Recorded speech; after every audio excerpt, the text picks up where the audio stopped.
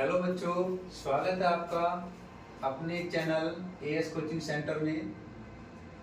आशा करते हैं कि आप सभी अच्छे होंगे, मस्त होंगे। आइए चलते हैं अपने विषय की ओर। आज हम पढ़ेंगे व्रत की प्रमेय। व्रत की प्रमेय में कुछ कंसेप्ट होते हैं और उन कंसेप्ट को क्लियर करने के बाद में व्रत की प्रमेय में आसान लगने लगती है। चलिए पढ़ते हैं पहली प्रमेय। अर्धव्रत में बना कोण समकोण होता है। तो किस तरह से होता है? एक व्रत बनाएंगे और व्रत बनाने के बाद में उसका आधा करेंगे। व्रत का आधा करने के बाद में वो अर्धव्रत कहलाता है। तो यहाँ पर नाम दे देंगे, बीचों बीच में पॉइंट होता है हमारा ओ, जिसे हम बोलते हैं केंद्र। ए से लेकर सी तक की दूरी को जो केंद्र से होकर जाती है वो व्रत की व्यास कहलाता है।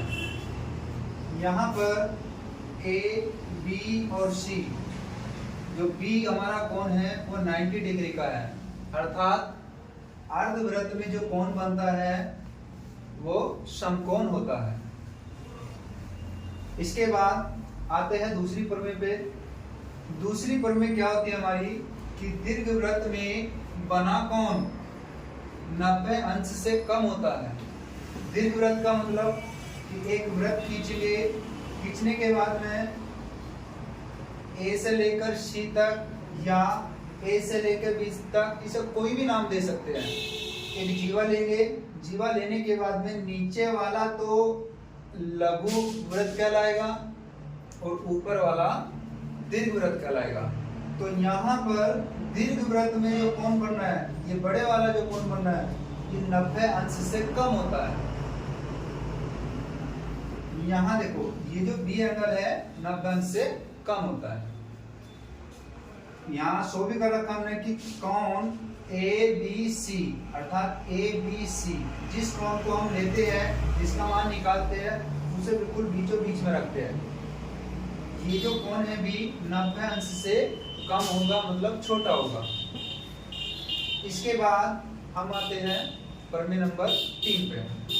प्रमेय नंबर 3 में स्टेटमेंट हमारा होता है कि लघु व्रत में, इसे लघु व्रत भी बोलते हैं और लघु व्रत खंड भी बोलते हैं। खंड मतलब टुकड़ा, टुकड़ा मतलब हिस्सा, हिस्सा मतलब अंश, अंश मतलब पार्ट, ठीक है।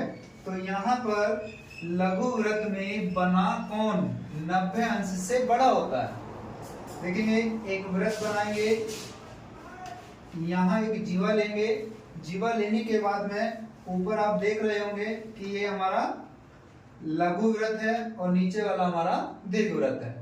तो ऊपर ही हमारा एंगल बनेगा, तो लघु व्रत में जो कोण बनेगा वो कितना होगा? 90 से बड़ा होगा, अर्थात समकोण से बड़ा होगा।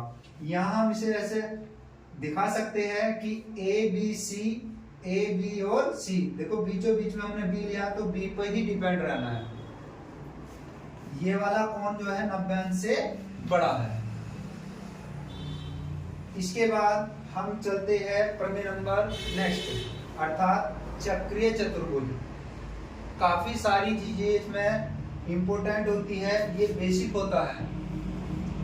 यहाँ पर चक्रीय चतुर्भुज में क्या इसका कंसेप्ट होता है, क्या रूल्स होता है इसका, कि चक्रीय चतुर्भुज के सम्मुख, सम्मुख अर्थात आमने सामने के कोणों का योग 180 अंश होता है।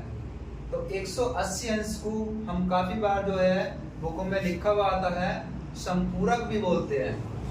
तो चक्रीय चतुर्भुज के सम्मुख कोण का योग जो है 180 अंश होता है। यहाँ हमारा ये एक चक्रीय चतुर्भुज है, चारों कोण जो है परिधि पर बने हुए हैं, ए बी सी और डी। देखेंगे कि कोण ए, कोण डी आपस में क्या हो जाएंगे? 180 के बराबर हो जाएंगे, जोड़ इनका मतलब। तो यहाँ हम बात करेंगे कि कोण ए और कोण डी किसके बराबर? 180 के बराबर, अर्थात सम्मुख कोण क्या हो जाएंगे? आपस में बराबर हो जाएंगे। क्लियर है?